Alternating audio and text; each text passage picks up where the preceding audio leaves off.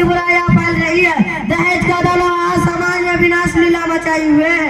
दहेज का अर्थ उन वस्तुओं और संपत्तियों से है जिन्हें विवाह के समय वधु पक्ष की ओर से और पक्ष को दिया जाता है। प्रिय सज्जनों, आज दहेज प्रथा ने एक विकराल रूप धारण कर लिया है। इस प्रथा के कारण मनुष्य की धनदौलतता भी बढ़ती है और मनुष्य दिखाने के लिए अपाय करता है, जबकि अल्लाह का आदेश है इन्नल मुबज्जिरीन कानू इख्वान शयातीन व कान शैतानु लिरब्बिही कफूरा।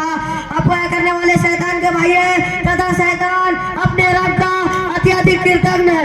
आज दिखाने के लिए बड़े बड़े विवाह घर बुक कराए जाते हैं। इसी कारण प्रेम और सद्भाव वर्धन पाने की लोलुपता की वृद्धि होने लगी है।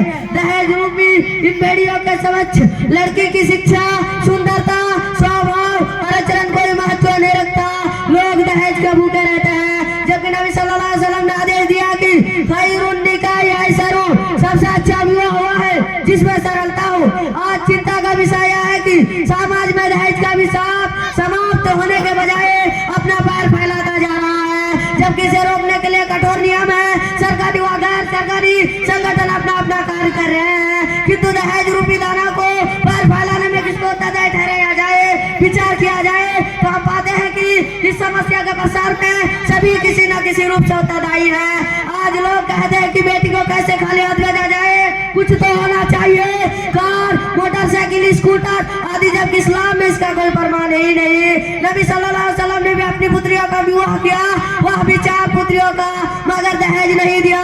और इसी तरह सहाबा लोगों से इसका कोई प्रमाण नहीं मिलता, जैसा कि हदीस में है।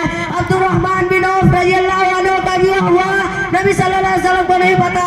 फिलहाल देखा तो पूछा यह क्या है, कहा मैंने विवाह कर दिया है, तो आप सल्लल्लाहु अलैहि वसल्लम उनसे नहीं पूछते हैं कि दहेज में क्या मिला, बल्कि तुरंत विवाह भोज वलीमा करने का आदेश दिया।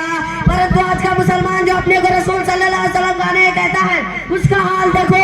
अगर किसी मित्र की शादी में जाता है तो सबसे पहले प्रश्न होता है कि दहेज कितना मिला। यदि इस व्यक्ति के विवाह में खूब दहेज मिला तो गर्व से कहता है कि इतनी उतनी चीजें मिली, अगर नहीं तो हमारे शर्म के नजरे नीचे कर लेता है और अपने आप को तुच्छ समझने लगता है। सच तो है कि आज विवाह व्यापार बन गया है, जबकि अल्लाह का कथन है वमिन आयातिही अन खलक़लकुम मिन अनफुसिकुम अज़वाजन लितस्कुनु इलैहा व जअला बैनकुम मवद्दतन व रहमा। तथा उसकी निशानियों में से कि तुम्हारी जाति से पत्तियां पैदा की ताकि तुम उनसे सुख पाओ, उसमें तुम्हारे मध्य प्रेम तथा दया भाव उत्पन्न कर दिए। मुसलमानों, अल्लाह के आगे से बचते रहो। अल्लाह से विरोध करने वालों को बहुत कठोर दंड है, जैसा कि अल्लाह का आदेश है वमन अअरज़ अन ज़िक्री फ़इन्न लहू मईशतन ज़ंका नहशुरुहु यौमल क़ियामति अमा। तथा जो मेरी याद से मुख फेरेगा उसका जीवन तंग रहेगा, तथा भले के दिन हम उसे अंधा करके उठाएंगे।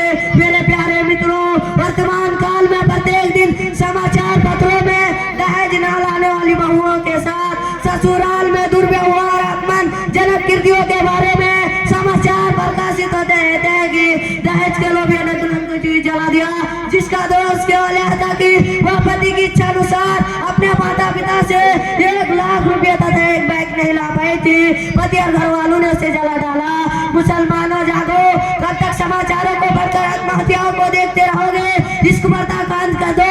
अतः सत्ता इस बात की है कि आज देश के नवयुवक दहेज के विरुद्ध अभियान छेड़े, न स्वयं दहेज ले और दहेज लेने वालों को संविधान के अनुसार दंडित करवाए और उनका पूर्ण रूप से बहिष्कार करे। कितनी बड़ी है शर्म की यह बात दोस्तों, कितनी बड़ी है शर्म की यह बात दोस्तों। खुद अपने मुंह से मन नहीं दहेज का, जिस घर में लड़कियां है कहीं उससे पूछिए कैसे उठा सकेगा कच्चा दहेज का।